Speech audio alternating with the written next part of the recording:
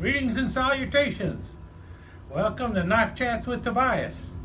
So in my video on open invitation to collecting slip joint knives, there was a knife that was glaringly missing, and that was the Swiss Army knife. And a couple people asked, well, why not the Swiss Army knife? And do I consider the Swiss Army knife a slip joint, and other questions of that nature, and how could I not say that the Swiss Army knife was the most collected, or at least in the top 5 of collected patterns. And my question back, or my answer back, was I put the Swiss Army knife into a separate category. And maybe some people see that as unfair, but I see it as the only way I could actually discuss this knife compared to other traditional patterns, slip joints. Because first of all, when you say, what about the Swiss Army knife? The first question I have to ask is, well, which one are you talking about? Which pattern among the Swiss Army knives are you talking about when you're saying this has got to be the most collected? It even comes down to which company are you talking about that makes the Swiss Army knife? Because for the longest time, there were 2 companies actually making knives that could legally be called a Swiss Army knife, and one of them was Wenger, the maker of the genuine Swiss Army knives with their Swiss cross going on there. And then the other company, the more well-known company, the one that is still in existence today, is Victorinox. And Victorinox Swiss Army knives are still around. But there's a variety of knives within this Victorinox family of knives. For one thing, they're different sizes. There's the 58 millimeter frame, often referred to as the classics, but even within that, there are a variety of knives. This is a whistle knife. This is actually a classic SD. There's at least 6 or 7 different varieties just on this frame. And then you move up a little bit, you have the 84 millimeter knives. You have them in A-locks. I don't have one out here right now, but you also have them in the Celador frames, the Cadet, or and who knows all the other names for the 84 millimeter knives. And then you go into the bread and butter of Victorinox, which are the 91 millimeter frames. You got the Spartan, which is their basic. This was the one that began it all, really. This was the original sports knife. And then it moves on up. You got a fisherman over here, or angler rather. You got an explorer, another Spartan. The Tinker is the one that a lot of people love around here too. And then you go into the 93 millimeter frames, which are all A-locks, and and then you can bump up to the 111 millimeter. Now I could eliminate the 111 millimeter if I'm talking about slip joints, because almost every 111 millimeter Swiss Army knife uses a liner lock on the blade, or it uses a slide lock. Both of these have the liner lock, but they also have a slide lock. But I was not looking at anything with a locking blade. 108 millimeter knives, those are kind of uncommon, but a lot of people like to collect those. And then you have the actual Swiss soldiers knives. Both of these are Swiss soldiers knives, and these are the ones that are dated and used actually by the Swiss Army. The rest of them are just named Swiss Army knife because, well, it was a marketing thing after World War II, because American soldiers were calling it a Swiss Army knife, so, or that Swiss soldier's knife or something like that. So Victorinox originally jumped on the bandwagon and said, hey, that's a good idea. We're going to just start marketing it, and they got the trademark for Swiss Army knife. Wenger said, wait a minute, that's no fair. We also make knives for the Swiss Army, so we should be able to call it too. And that's why Victorinox, which was first, got the name, the original Swiss Army knife. But because Wenger was also making them, they got the name genuine Swiss Army knife. So as you can see, there's a lot of variety among these knives. And so which one would you say is the most collected? Now, personally, I think it's probably the Classic SD, but even that is, if I'm saying that, is like, is it this specific knife, or can it also be the Victorinox, I'm sorry, the Wenger Esquire, which looks almost identical to this? And if I'm doing that, then do I also include all the ones that are copycats of it that would then just get all sorts of Victorinox fans upset? Because if I'm just saying, well, I can't just say it's the Classic SD, because then I'm promoting just one company. It is a company, Victorinox. When I said Trapper, I wasn't saying the Case Trapper is the best-selling knife. I was saying the Trapper pattern was the best-selling knife. Do most people consider this a pattern? And if you do, then we also have to include the Esquire and all the Swiss Army knockoffs. And in which case, yeah, I could probably say it is probably is the best-selling pattern out there. Why? Well, Camilla's made a copy of it. There's all sorts of generic ones out there of it. Coleman made one. Let's see.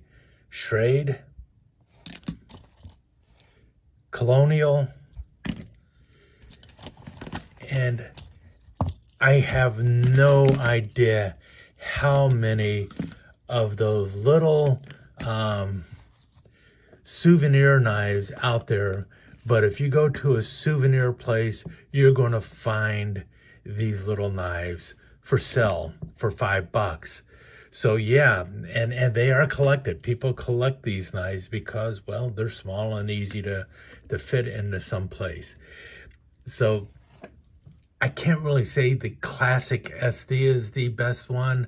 What I would have to say is basically a type of manicure knife is one of the best-selling knives out there. This is a pattern that a lot of people collect. Is this the knife that you would say is the best-selling knife in the world? Probably not. You're thinking Swiss Army knife, but really it comes down to people have capitalized off of the classic Swiss Army knife, and they are selling these manicure knives like hotcakes, and they are not something that most knife collectors are out there grabbing hand over fist. These are not the knives that knife collectors are collecting seriously as a knife collector. However, these knives sell really well, and I as a knife person, I buy them when I go somewhere simply because, well, it's a reminder that I've been at that place. And you don't have quality knives sold at every souvenir shop in the world. So you have those being sold all over the place, however. And so, yeah, a manicure knife probably sells better than a Trapper. But that's not what people were thinking of. I'm sure they were thinking of something else here. And that would be like, you know, whatever their favorite version of their Swiss Army knife is. You know, is it the Tinker? Is it the Spartan? And so on and so forth. But all of those also have knockoffs of them. Now, if you were to ask me what is the top selling brand in the world and possibly even in the United States, I would immediately say Victorinox. Victorinox is, probably outsells just about any other brand out there, including a lot of the no-name brands out there. They are often imitated, as you can see just from all of these knives over here, but they still sell probably better than the fakes. So yeah, Victorinox is probably the best-selling knife in the world, but then we're looking at all of the knives that Victorinox makes. We're not just looking at one specific knife. The flagship knife for Victorinox is the Huntsman. And this is a Huntsman right here. And what we have with the Huntsman is the can opener and the front layer, along with the cap lifter. And obviously they both have screwdriver tips here. The small screwdriver tip can act as a Phillips screwdriver, and then you have the flathead screwdriver over on the other side. The flathead has a half stop going on. It is the only blade on the Huntsman that has a half stop. Earlier Huntsmans does not have the half stop. And the half stop is to help prevent the knife from closing when you're using it. Very functional can opener if you know how to use it properly. It's a front cutting can opener, so when you're cutting with it, you actually are pushing the can opener forward as you're cutting. You're not pulling back like you do with the safety can openers. This is known as the front layer of tools, and so this is the common front layer tools that you will find on a Victorinox Swiss Army knife. And then on the back side of that, you have the sewing awl. It has the little hole in there. Earlier ones did not have the hole for sewing, and they refer to it as an awl, just like they refer to the covers on the knives as scales, and you have scale tools on those. Now, the front scale tool is usually the pair of tweezers. Some people will switch that out. The handles now are made out of Celador. They used to be solid, and now they are hollowed out to make it a little lighter. And then the back layer of tools on a Swiss Army knife, or the Victorinox Swiss Army knife, is a Spearmaster blade, the bigger blade, and then it will have a secondary blade back here, which will be a small pin blade. Earlier versions of these will have a little clip blade on the backside. Wenger continued to use a small clip blade. The back tool back here is a corkscrew on the Huntsman. If this were a Fieldmaster, it would have a Phillips driver back here. And then on the back scale, you have the toothpick. What makes this the Huntsman versus a Spartan or any other knife in the Victorinox lineup is partly the corkscrew that differentiates it from a Fieldmaster, but then the other two blades that are in here are actually other tools in here, because Victorinox Swiss Army knives are really a multi-function knife. That's the way you really need to look at it. Not as a multi-tool, but a multi-function knife. A lot of people like to refer to it as a multi-tool. And by multi-function, what I mean is it has the opportunity to do more things than just cut.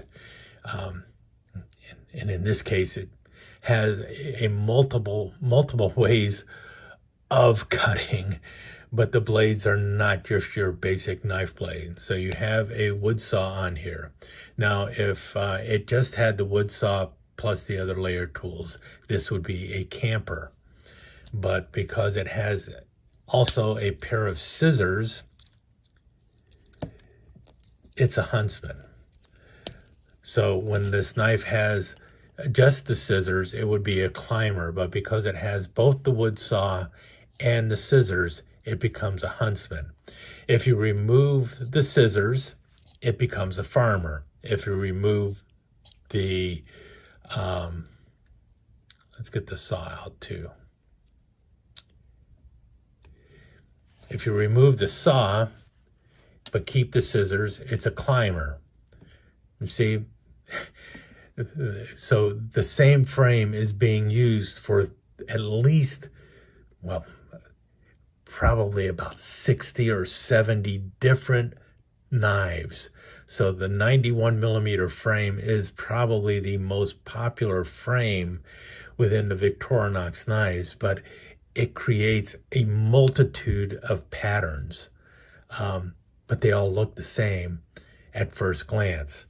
So you have both of these tools with the front and back layers that are standard with a corkscrew. You have a Huntsman.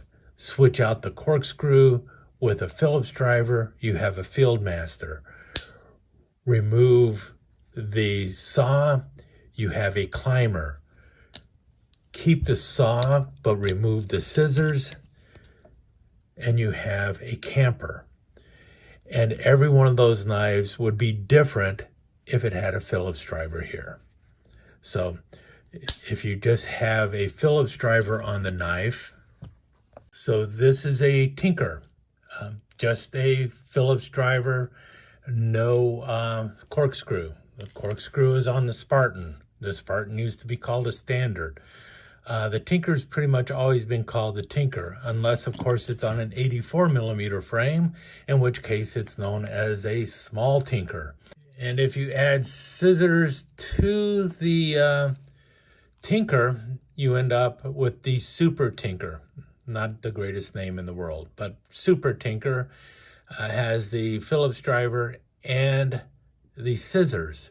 Now, if you add a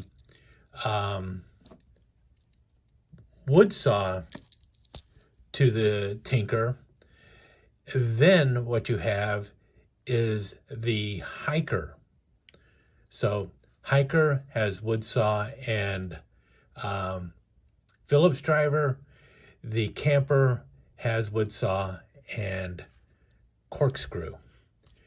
But if you add scissors and a wood saw to it, to the Hiker, you have a Fieldmaster. So this is the Fieldmaster versus the Huntsman.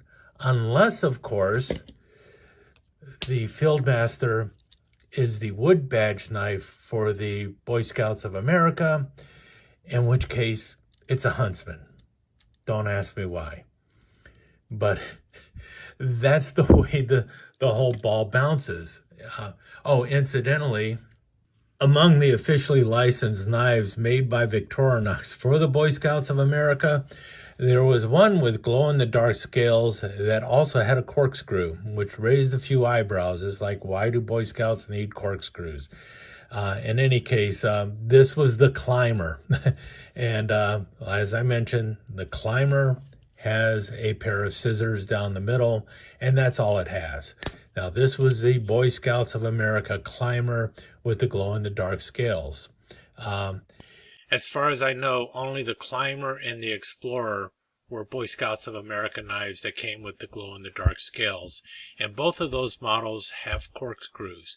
You will find knives that have a Phillips driver on them these days, but they were not officially licensed products of the Boy Scouts of America.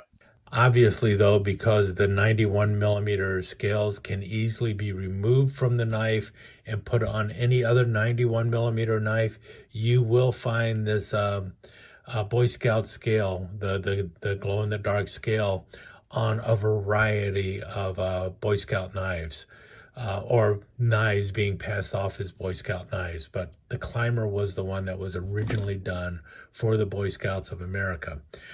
But these two knives are official products for the Boy Scouts of America. And the interesting thing about the Huntsman, the Boy Scout Huntsman, is the wood badge is on the front side, and the Victorinox scale or badge is on the back side. So This is just the opposite of what normally happens. So it's interesting that the wood badge ended up on the front and the Victorinox logo on the back side of the knife. All right, enough of that. But as you can see, if you're just talking about knife brands, there's no doubt about it, at least in my own experience, Victorinox is probably the most collected brand of knife out there. And by default, people think Swiss Army knife, but they don't specify what knife. Do you know which pattern of Swiss Army knife is the most collected? Most likely this, but this is not a true pattern. This is, if we're talking pattern, then we need to include every kind of manicure knife out there, and that means all the Swiss Army knockoffs as well. We can't just say Classic SD, because that's not a pattern, that is a type of manicure knife. Just as we can't say Swiss Army knife, because if we're talking Swiss Army knife, then we're really talking about multifunction device, and that includes like this knife by Mercury, and all of my colonial Swiss Army knockoffs and everything else. So we can't really just say Swiss Army knife, because we would then have to also include a Swiss Army knockoff. And what tools are you talking about when you're saying that? So really it comes down to Swiss Army knives fall into a category all of their own, at least in my mind, when I'm talking slip joints. They are a wonderful, here's something else. I've read on many websites, as well as in some books, that, matter of fact, I think good old pal Bernie Levine actually mentioned, most people don't collect Swiss Army knives as a collector's item because, well, they never change. They're always the same year after year, so you can't date them or anything else like that. And, well, if you're into Swiss Army knives, you know just how much hooey that is. There are so many different ways to date the knives. We know that they change constantly over time. There's small changes to the tools. Certain tools go in and out of fashion, and all sorts of things with Swiss Army knives that, unless you're an avid collector of them, you don't really grasp all the details of it. I've got at least 5 books on collecting Swiss Army knives. More books on Swiss Army knives than any other specific brand of knife. And it's because of just how complex it is. And as you can tell, you also just have the collectability of the different covers or scales that are put on the knives from the different companies and stuff. I have several from Swiss Knife Shop. I have some from, the official ones out of Switzerland, out of Victorinox itself. All of the scales actually are made by Victorinox. These are not locally done, like this one by Smoky Mountain Knife Works. It was not done at Smoky Mountain Knife Works. They submit the work to Switzerland, to IBAC, and Victorinox actually produces the covers for the knife. And so there's a lot that goes into it. There's so much wealth when it comes to Victorinox knives. And this is also the other thing. People collect the Swiss soldiers knives, and these have changed dramatically over the years from, this is a mid-production one. There's 2 other ones before this, different covers, different fiber scales, different sizes, and then you end up with the 93 millimeter one, which was originally the Sturdy Boy, now called the Pioneer, and then the latest one looks like this one back here. This is just the U.S. version of the Swiss knife, the Swiss soldier's knife of today.